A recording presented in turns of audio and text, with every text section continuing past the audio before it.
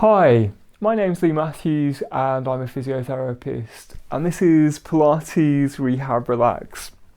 So don't forget to click the like button, subscribe if you want to keep up to date with all my latest Pilates routines, relaxation videos and rehab videos. And leave a comment, it helps me to grow the channel, it helps to keep me encouraged and gives me ideas for new videos, and it helps everyone else at home watching as well. So today I'm going to guide you through 4 gentle stretches for your ankles. So this follows on from a video that I've already done, which has been about gently trying to get you moving and stronger with your ankle. But for some people, it's more stiffness and tightness that's a problem. So this might be that after you've had an injury, something like an old sprained ankle or an old broken ankle that's healed, but when it's healed, it's left you with a slight discrepancy in the movement, that one side is a bit stiffer than the other. And that can be because of joint stiffness, it can be because of muscle tightness, and adaptive changes that have crept in there. So through regular stretching, it can actually help to return that range of movement.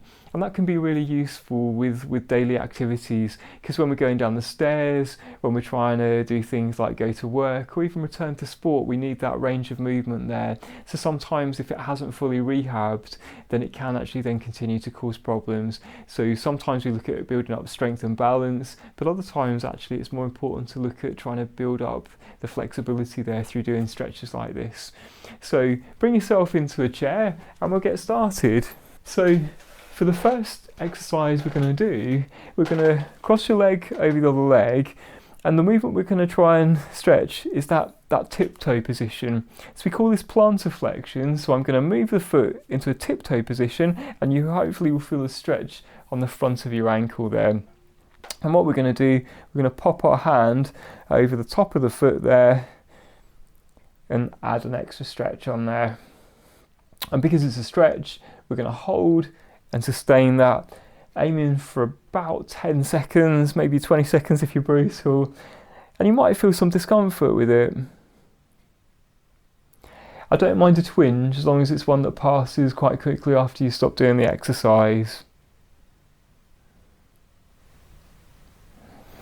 And then give the ankle a wiggle, and we do that one more time. So again, I go into a tiptoe position, I pop the hand onto the front of the foot there, and I add an extra stretch by applying resistance. And I'm just going to do this on one foot today, but you might do it on both, whichever is your affected leg. There we go. So that was working on the movement called plantar flexion, which is that tiptoe position. So if we're going to stretch it in the opposite direction, probably the easiest thing would be to use a chair. So what I'm going to do now, I'm going to turn myself facing towards the chair. I'm going to hold on to the back of the chair. So I want you to keep your heel pressed onto the chair here. I don't want you to lift the heel off at all. And what we're going to try and do is we're going to bring the knee towards the back of the chair there. So this is stretching into this position of dorsiflexion. You might well feel this in the front of the ankle joint there. And the challenge is to try and get your knee towards the back of the chair, but without lifting the heel off at all. And we hold. And you can put as much weight through your arms as you want to with this.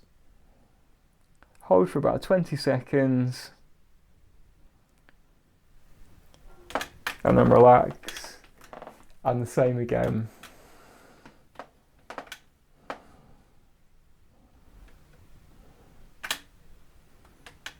And as you hold and sustain that, you might find it goes further the next time.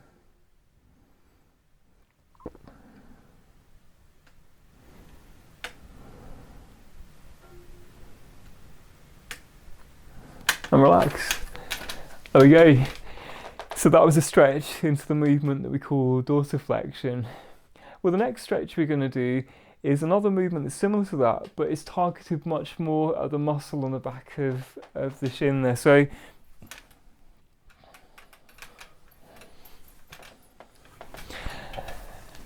and there you go. So that was a stretch into the movement we call dorsiflexion, which is targeting more the front of the ankle joint there. I'm now going to go on to do a stretch for the calf muscle, and it's the one we call gastroc or gastrocnemius. So I'm going to move my chair out of the way for this one, And I'm going to lean against a piece of wall for this. So have your feet about hip width apart, lean up against a wall, and this movement is going to come from the hips and below. So I'm going to bring my leg that I'm going to stretch out behind me, and the whole time we're doing this, those feet remain parallel to one another. So the temptation is to turn the heel round, but I don't want you to do that. I want you to have your feet perfectly parallel, and that back heel remains on the ground throughout this one here. And the way we control the stretch is by bringing the hips forwards. Yeah, the temptation is often to lean forwards from the waist, but that's not actually changing the stretch at all. It's more about what those hips are doing and how you're bringing that weight over that front knee. So again, hold for about 20 seconds. And then the same again. I think it would probably be a really good idea to do this on both legs as well. But you know, if you're tighter on one side and you're short of time, then by all means target your attentions on the naughty ankle in that case. So this muscle is a calf muscle that travels from the back of the heel all the way up the back of the calf, and it attaches just above the knee there. So when we stretch this, we do it with a nice straight knee on that back leg. There's another muscle there as well that's also relevant called Soleus, and the way we're going to target that for our last of our stretches, which is the Soleus stretch, I'm going to pop my foot up onto a box. You could use the door frame and pull yourself up onto the door frame, but when we do this stretch, we're actually going to have a bent knee, if that's okay. So I don't know if you can see me very easily here. So my toes are up against the wall, and then I'm bringing my hips up over the top there and bending that knee towards the wall. And then relax. And the same again. So I bring the hip up over the top of the ankle and then bend that knee in towards the wall. I'm using the furniture. You'd be much better to use a nice bit of wall, or even the door frame would be fine. But again, the key principle being the foot's up in front of you and you've got that bent knee there. And relax. And there you go. That was 4 exercises you can do to gently stretch out your ankle. So I hope they were helpful. Don't forget to click like, subscribe if you want to keep up to date with my content, and leave a comment if you wanted to give some suggestions there. So hopefully those ankle stretches weren't too uncomfortable. Remember to go under any guidance of a doctor or a physio that they've given you. They need to fit into the right stage with recovery from an injury with doing things like this. So if you just sprained an ankle, it's much better to start off with the gentle range of movement stuff first of all and build towards these as the healing process happens. And the same applies with any sort of post-fracture. If you go in too soon doing the exercises that come at a later stage, you can actually irritate things and make them more sore. So a little bit of discomfort's okay, and it's good to challenge things, but it needs to be at the appropriate intensity for the time frame post healing. So hope they were helpful. See you soon. Take care, guys.